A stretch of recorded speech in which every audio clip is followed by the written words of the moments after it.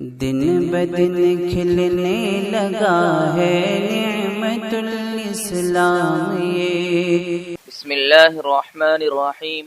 صرف 5 منٹ کا مدرسہ قرآن و حدیث کی روشنی میں 319واں دن 19 ذی القعدہ۔ نمبر 1، اسلامی تاریخ۔ فاتح سندھ محمد بن قاسم رحمۃ اللہ علیہ۔ فاتح سندھ محمد بن قاسم رحمۃ اللہ علیہ کی شخصیت تاریخ اسلام میں نمایاں مقام رکھتی ہے۔ انہوں نے ہی سندھ کو فتح کیا تھا۔ یہاں کے لوگ عرب تاجروں کو بہت نقصان پہنچاتے تھے، ان کے جہازوں پر قبضہ کر لیتے اور سامان لوٹ لیتے تھے۔ ایک مرتبہ ان لوگوں نے عرب کے جہازوں پر قبضہ کر لیا، مردوں، عورتوں اور بچوں کو قید کر لیا۔ جب سندھ کے حاکم راجہ داہر سے ان سب کو واپس کرنے کی درخواست کی گئی تو قید کردہ لوگ جیل خانے میں موجود ہونے کے باوجود یہ کہہ دیا کہ جہاز لوٹنے والوں پر ہمارا بس نہیں چلتا، تم خود آ کر اپنے قیدیوں کو چھڑا لو اور اپنا مال و اسباب حاصل کر لو۔ تب محمد بن قاسم رحمۃ اللہ علیہ سن 93 ہجری 6000 کا لشکر لے کر سندھ روانہ ہوا اور اپنے اعلیٰ اخلاق و کردار سے سندھ اور ملتان وغیرہ کو فتح کر لیا اور پورے ملک میں امن و امان اور عدل و انصاف قائم کیا۔ سب کو مذہبی آزادی دے دی، حتیٰ کہ بت خانوں کی حفاظت و مرمت اپنے خزانے سے کرائی، کاشتکاروں اور کاریگروں کی مدد فرمائی اور ہر ایک کے ساتھ برابری، عدل و انصاف کا معاملہ کیا اور تمام لوگوں کو شہری بن کر امن و امان کے ساتھ آزادانہ زندگی گزارنے کا حق دیا۔ غرض محمد بن قاسم کے اعلیٰ کردار اور مسلمانوں کے اخلاق کو دیکھ کر عوام بہت متاثر ہوئی، لیکن بدقسمتی سے سن 96 ہجری میں خلیفہ نے محمد بن قاسم کو دارالخلافہ بلا لیا اور ایک سازش کے تحت شہید کر ڈالا۔ نمبر 2، اللہ کی قدرت۔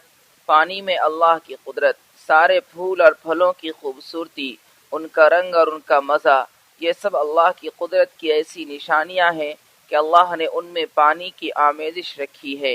ایک کو اللہ نے کڑوا بنایا، دوسرے کو میٹھا، کسی کو پھیکا بنایا تو کسی کو کھٹا، کسی پودے پر کانٹے لگائے اور پھر اسی میں سے پھول بھی نکالا۔ پھول کے پانی کو شہد کی مکھی کے منہ میں ڈالا تو وہ شہد بن گیا، پانی ہی کو صدف یعنی سیپی کے منہ میں ڈالا تو وہ موتی بن گیا، پانی ہی کو ریشم کے کیڑے کے منہ میں ڈالا تو وہ ریشم بن گیا۔ یہ سب اللہ کی قدرت ہے جس نے پانی سے شہد، موتی اور ریشم بنائے۔ نمبر 3، ایک فرض کے بارے میں، قربانی کے جانور کا عیب سے پاک ہونا۔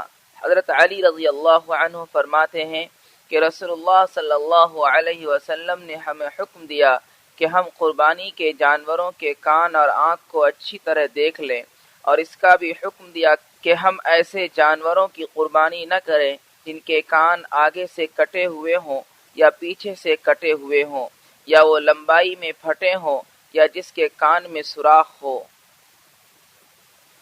نمبر 4، ایک سنت کے بارے میں، ظہر اور عصر میں مسنون قرات۔ رسول اللہ صلی اللہ علیہ وسلم ظہر اور عصر کی نماز میں والسماء ذات البروج اور والسماء والطارق پڑھا کرتے تھے۔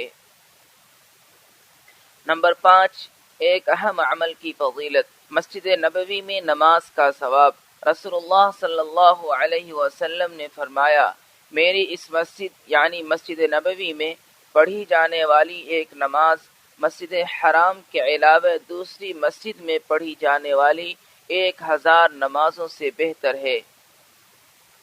نمبر 6، ایک گناہ کے بارے میں، شراب پینے والے کی سزا۔ رسول اللہ صلی اللہ علیہ وسلم نے فرمایا، میرے رب نے قسم کھائی کہ میری عزت کی قسم، میرے بندوں میں جو بھی بندہ شراب کا کوئی گھونٹ پیے گا تو اس کو اتنا ہی پلاؤں گا، جو بندہ میرے ڈر سے شراب چھوڑے گا اس کو پاک صاف حوضوں سے پلاؤں گا۔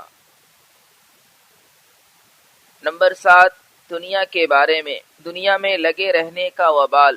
رسول اللہ صلی اللہ علیہ وسلم نے فرمایا، جو شخص اللہ کا ہو جاتا ہے تو اللہ تعالیٰ اس کی ہر ضرورت پوری کرتے ہیں اور اس کو ایسی جگہ سے رزق دیتے ہیں کہ اس کو گمان بھی نہیں ہوتا، اور جو شخص پورے طور پر دنیا کی طرف لگ جاتا ہے تو اللہ تعالیٰ اس کو دنیا کے حوالے کر دیتے ہیں۔ نمبر 8، آخرت کے بارے میں جہنم کا عذاب۔ قرآن میں اللہ تعالیٰ فرماتا ہے منکرین عذاب سے کہا جائے گا جس عذاب کو تم جھٹلایا کرتے تھے اس عذاب کی طرف چلو، تم جہنم کے ایک ایسے سائبان کی طرف چلو جس کی 3 شاخیں ہیں، جس میں نہ سایہ ہے اور نہ وہ آگ کی لپٹ اور شعلوں سے بچاتا ہے۔ وہ سائبان بڑے بڑے محل جیسے شعلے پھینکتا ہے، گویا کہ وہ زردی مائل کالے اونٹ ہیں۔ اس دن جھٹلانے والوں کے لیے بڑی خرابی ہوگی۔ نمبر 9، طب نبوی سے علاج، مفید ترین علاج۔ رسول اللہ صلی اللہ علیہ وسلم نے فرمایا مجھے جبرائیل علیہ السلام نے یہ بات بتائی کہ حجامت یعنی پچنا لگانا سب سے زیادہ نفع بخش علاج ہے۔ نمبر 10، قرآن کی نصیحت۔ قرآن میں اللہ تعالیٰ فرماتا ہے اگر تم منکر ہوگے تو یقین جانو کہ اللہ تعالیٰ تم سے بے نیاز ہے اور اپنے بندوں کے لیے کفر کو پسند کرتا، اور اگر تم شکر کرو گے تو تمہارے اس شکر کو پسند کرے گا۔